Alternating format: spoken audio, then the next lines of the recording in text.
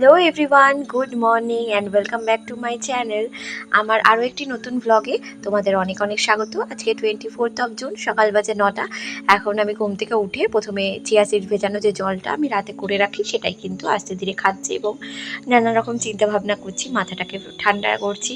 আর সারাটা দিন যেন ভালো যায়, কীভাবে কাটাবো সেটাই আর কি প্ল্যান করে নিচ্ছি এভাবে জল খেতে খেতে। তো তোমরা কারা কারা এভাবে সকালটা কিছুটা সময় এরকম আস্তে ধীরে সুন্দর করে কাটাও, অবশ্যই কিন্তু আমাকে জানিও। যে এগুলো অগোছালো করেছে, ঠিক আছে, তাকে দিয়েই আমি সব পরিষ্কার করাবো। নাও সব রাখো, এর ভেতর রাখো, সব গুছিয়ে গুছিয়ে এর ভেতর রাখো, রাখো রাখো। হ্যাঁ, একটা রেখেছো, এটা রাখো, এটা রাখো, এরকম করে জিনিসপত্র নাও, সব রাখো। আমি বলছি ঠিকই ওকে এগুলো করার জন্য, কিন্তু আমিও ভালো মতো জানি যে ওগুলো করবেও না, উল্টে বিছাবে। আর এগুলো ওর করার বয়সও নয়, কিন্তু ওই যে একটু বলে রাখা, মানে বলা ভালো। কিছু কিছু সময় এগুলো ওদের মানে ওদের মনের ওপর খুব সুন্দর একটা এফেক্ট পড়ে। ঠিক আছে, এখন থেকে যেটাই ওরা শুনবে, যেটাই ওরা যাই বোঝাবো সেটাই আর কি বুঝবে। তো সেভাবেই কিন্তু মায়ের সাথে একটুখানি এসব বলতেই হয়।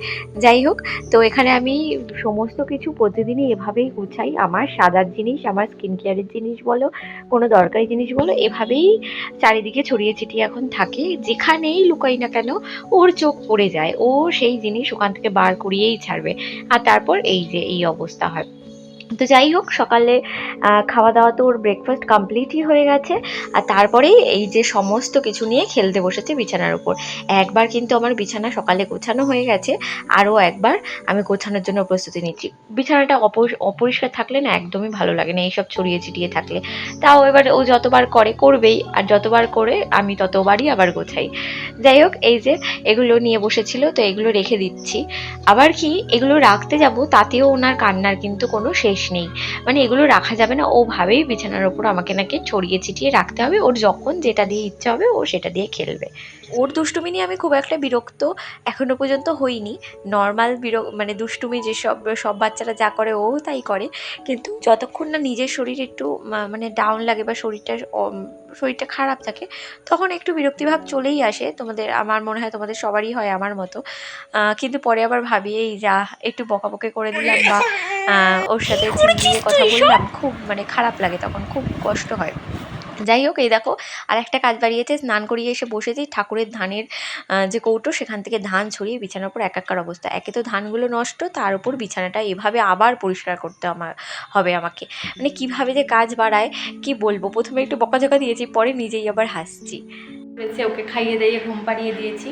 আর এইমাত্র ফোন আসলো কি একটা পার্সেল আসছে, আর কালকেই আমি অর্ডার করেছিলাম। কি অর্ডার করেছি তোমাদের আনবক্সিং করে সেটা তোমাদের সাথে শেয়ার করছি। ততক্ষণে চলো আসুক জিনিসটা, ততক্ষণে বাকি কাজগুলো সেরে নিই।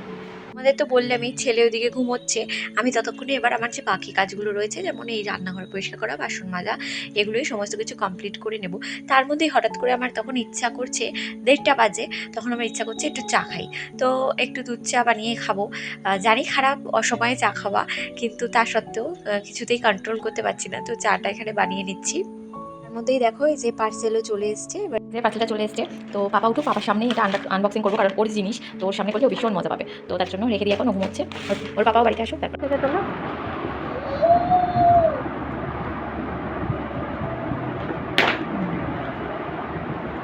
দেখো কে খাবে এটাতে জল, এটা দিয়ে, এই যে এটা দিয়ে খেতে হবে। দাঁড়া, এখন না, আমি ধুয়ে দেবো, ভালো করে ধুয়ে গরম জলে ইয়ে করে দেবো তারপরে। এই যে লাভ ল্যাপের খুব সুন্দর, তাই না বলো? দারুণ। আর ভেতরে একটা নিপল টাইপের রয়েছে, কোয়ালিটি আছে। হ্যাঁ, আর একটা এই যে দারুণ। তো দেখতেই পেলে ছেলে আমার তো বড্ড খুশি হয়েছে জিনিসটা পেয়ে। আর আমি জানি না কতটা জল খাবে এতে। যাই হোক, এখন বাজে 8:30 মতো, চলে এসেছি একটু রাতে রান্না করতে। তো এখানটায় একটু ডিমের ঝোল বানাবো, তো তার জন্য এই আলুটা ভেজে নিচ্ছি, এদিকে পেঁয়াজ কেটে রেখেছি, আর ওইদিকে মশলা রেডি করে রেখেছি কিন্তু। তো এই রাত্রের রান্না এখানে মোটামুটি আমার হয়েই এসছে, মশলা কষানোও আমার হয়ে গেছে।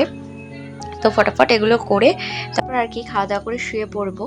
তো গতকালের ভিডিওটা তো এন্ড করাই হয়নি, তাই নেক্সট ডে মর্নিং আর নতুন করে ভিডিও কোনো শুরু না করে ভাবলাম আগের দিনের ভিডিওর সাথে এটা অ্যাটাচ করে দেবো। এমনিতেও আজকের দিনটা খুব ল্যাদভাবেই শুরু হচ্ছে।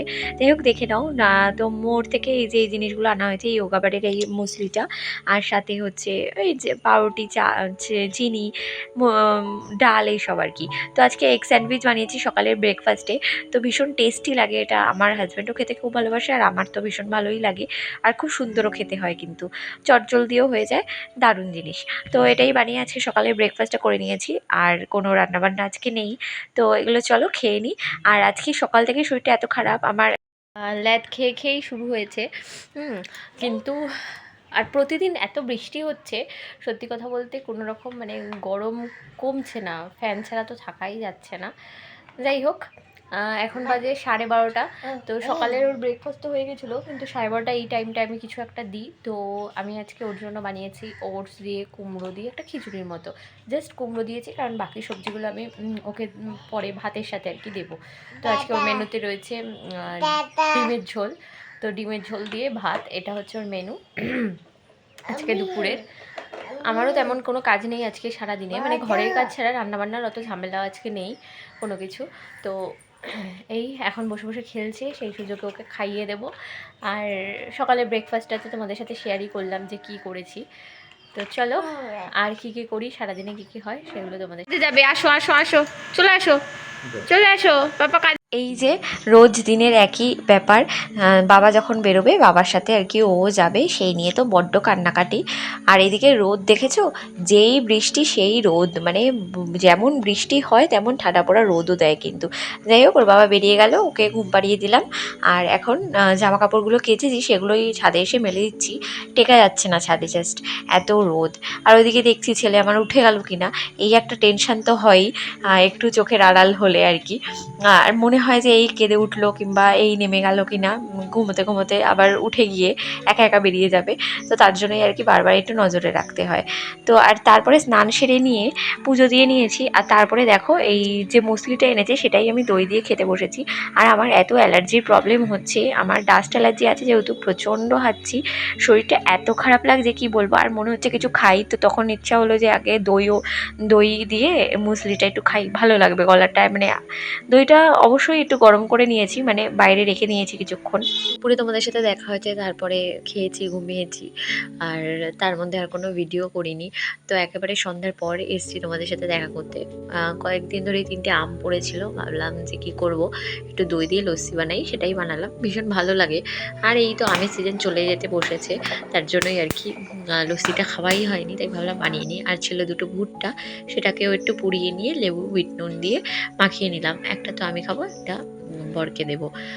তো এই, ও খুব ভালোবাসে এই জিনিসটাও, আর আমি খাই না অতটা ভালো, কিন্তু এই আর কি আছে যখন খেয়েই নেব। আজকের ভিডিওটা আর বেশি বড় করলাম না, সবাই সুস্থ থেকে ভালো থেকো, আবার নতুন ব্লগে তোমাদের সাথে দেখা করতে চলে আসবো। ততক্ষণ টাটা।